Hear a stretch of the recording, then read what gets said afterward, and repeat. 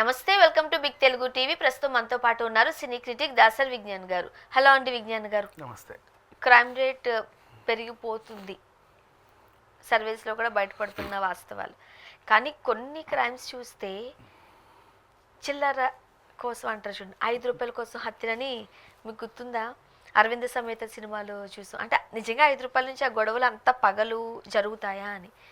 చిన్న ఇష్యూకి ఆ ప్రెగ్నెన్సీగా ఉన్న అమ్మాయిని చంపాడు. ఆడు ఏజ్ కూడా పెద్ద ఏజ్ కూడా కదా, ఆడు బుడ్డోడే.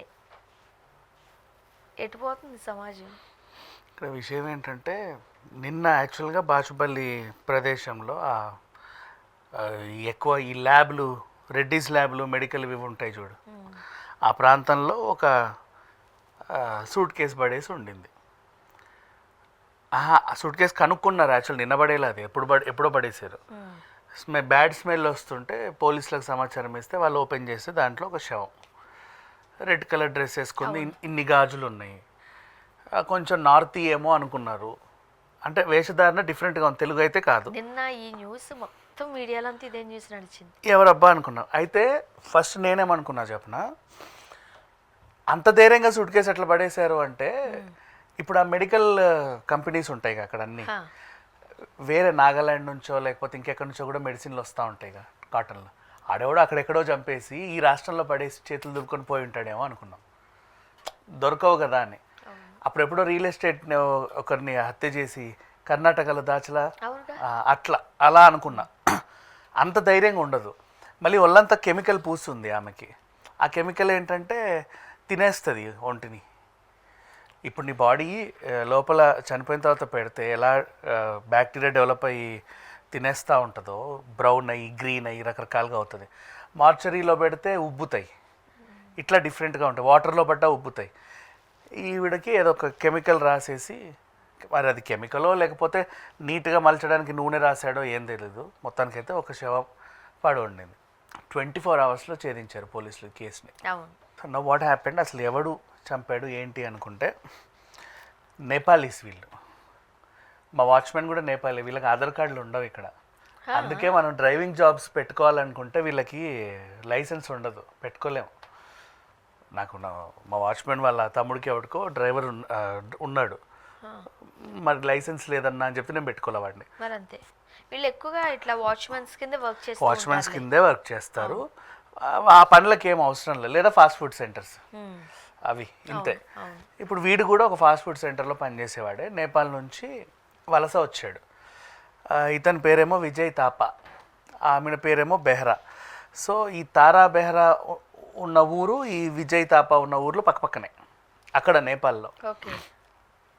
ఈవిడకి ఆల్రెడీ పెళ్ళి 2 పిల్లలు ఉన్నారు. వీడితో సహజీవనం చూసి హస్బెండ్ పిల్లలు ఎక్కడ ఉన్నారు? అక్కడే నేపాల్లోనే. ఈమె ఇక్కడ ఏం చేస్తుంది? లేచిపోయి వచ్చింది.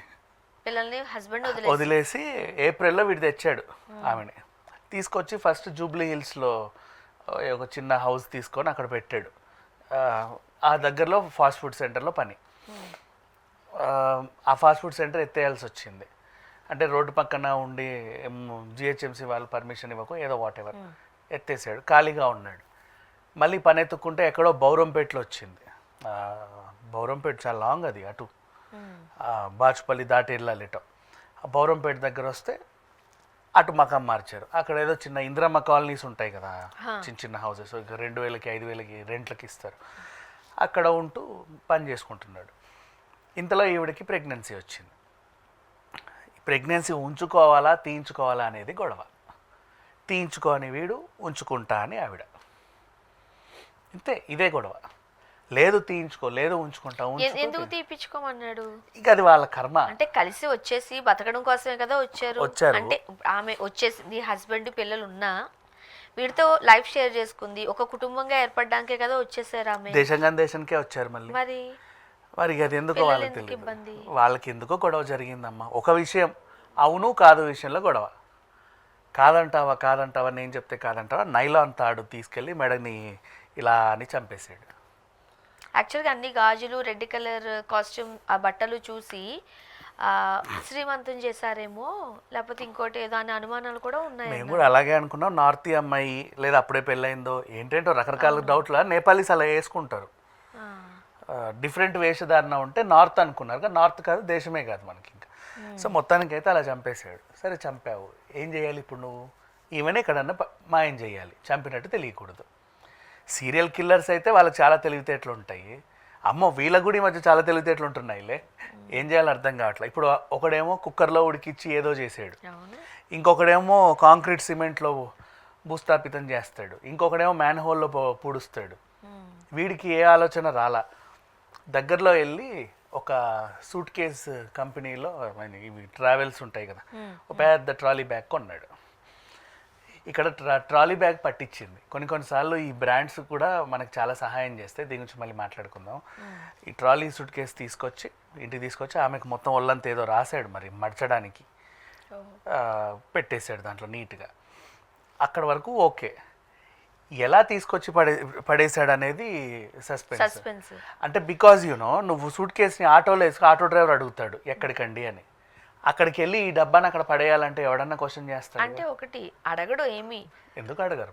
ఎందుకు అడుగుతారు? అడవిలోకి తీసుకెళ్ళి సూట్ కేసు పడేస్తుంటే నువ్వు సూట్ కేసు పట్టుకుని ఆటో ఎక్కి నేను రైల్వే స్టేషన్ పోతాను, బస్ స్టాప్ పోతాను అంటే అడగరు. కానీ ఎక్కడికో గుట్టల్లో పోతున్నావు అంటే అడిగి డౌట్ వస్తుంది, అడిగినా అడగకపోయినా. అట్లా మరి ఎలా తీసుకెళ్లాడో తెలియదు.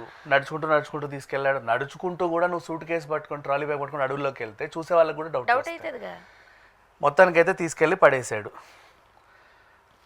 కొన్ని రోజుల తర్వాత 12 రోజులేమో అయింది. వీడు అదృష్టం చూడు, 12 రోజులు 15 రోజులు అయిన తర్వాత దొరకని అనుకుంటాడు. ఇప్పుడు దొరికాడు వీడు. ఎలా దొరికాడు?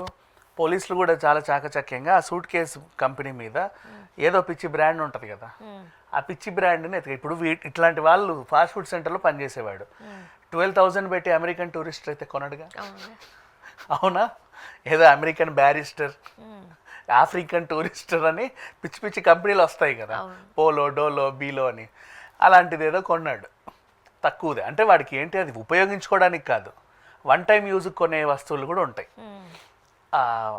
షాప్ వాళ్ళకి కూడా డౌట్లు వస్తాయి యాక్చువల్గా కొన్ని సందర్భాలు. ఎందుకు చెప్పనా, ఒక్కసారి యూజ్కేనండి మామూలు ఇచ్చేయండి అని అంటావు. ఒక్కసారి యూజ్కి మామూలు ఇచ్చేది ఏంటి అంటే, ఇక పోతే మళ్ళీ తిరిగి రావా, లేకపోతే ఇంకా అది దాంట్లో ఇంకేమైనా పెట్టాలనుకుంటున్నావా? ఇట్లాంటివి డౌట్లు వస్తాయి. వెళ్ళి ఆ కంపెనీ బ్రాండ్ని ఆ దరిదాపుల్లో ఎవరెవరు అమ్ముతున్నారో ఒక కంపెనీ చూస్తాడు. మాకు వీళ్ళు సప్లై చేస్తారు, ఇన్ని షాపుల్లో ఉంటాయి. ఆ షాపులలో సీసీటీవీ ఫుటేజ్ కొనిస్తే వీడొకడు వచ్చి అది కొన్నాడు రీసెంట్లీ. అలా పట్టుకున్నారు, చాలా సింపుల్గా పట్టుకున్నారు. ఇది ఓవరాల్ జరిగింది. బట్ ఇది చిన్న క్రైమే, ప్రాణాలు పోయాయి. దీన్ని బట్టి అర్థమైంది ఏంటంటే, అక్కడ హస్బెండ్ ఉన్నాడు, పిల్లలు ఉన్నారు, వదిలిపెట్టి నమ్ముకుని వచ్చేసింది ఆమె. అటు వెళ్ళలేదు, వీడేమో బతకనివ్వలేదు. ఈ మీద కూడా తప్పే కదా, అంత కుటుంబాన్ని వదిలేసి ఎట్లా వస్తారు వీళ్ళు? ఏమో ఈ మధ్య వస్తున్నారు. ఈ మధ్య ఇట్లాంటి చావులే కదా ఎన్ని మాట్లాడుకుంటున్నాం. కొంచెం ఉండాలి కదా, ఎందుకు వీళ్ళ ఆలోచన ఎట్లా వస్తుందో మనకు అర్థం కావట్లేదు. Thank you.